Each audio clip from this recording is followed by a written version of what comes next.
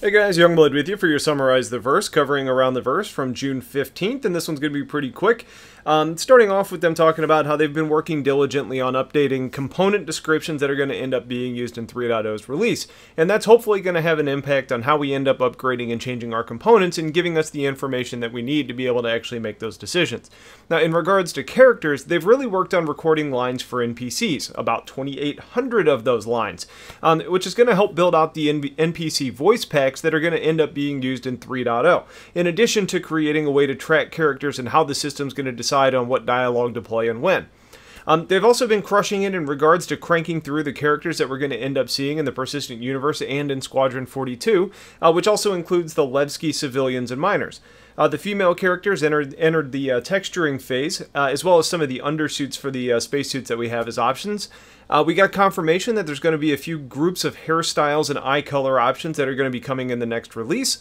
Cargo, which is exciting, has been seeing some work being completed, which is really great news considering we're approaching 3.0. They've been working on finding ways to visualize the cargo that you're actually transporting. For example, having cargo crates appearing in your cargo hold stacked up to match what you actually have in your cargo manifest.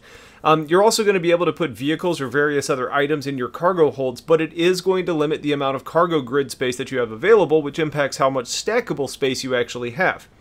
On a larger scale, we see that engineering has finished up object containers for solar systems and has placed them into a usable hierarchy, as well as building out some editing for those containers so they can be adjusted as needed. Engineering's also completed Quantum Drive 2.0, which recreated the drive's components and added some new abilities, which is now being passed on to different teams for completion.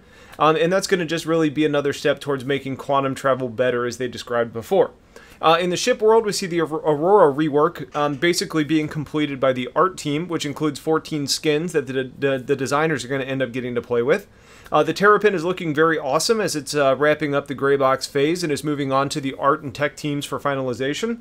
The behind the scenes this week was in regards to serialized variables, which was very detailed and gave some great information regarding the way that they all interact within the game engine, but it isn't super relevant to things that are coming soon, and it was just way too much information to cover here. So if you want to see that, go check that segment out of the Around the Verse, but other than that, that's pretty much your summary. So if you guys have questions on any of this, please let me know. Otherwise, stay tuned for more. Have yourselves a wonderful day, and take care.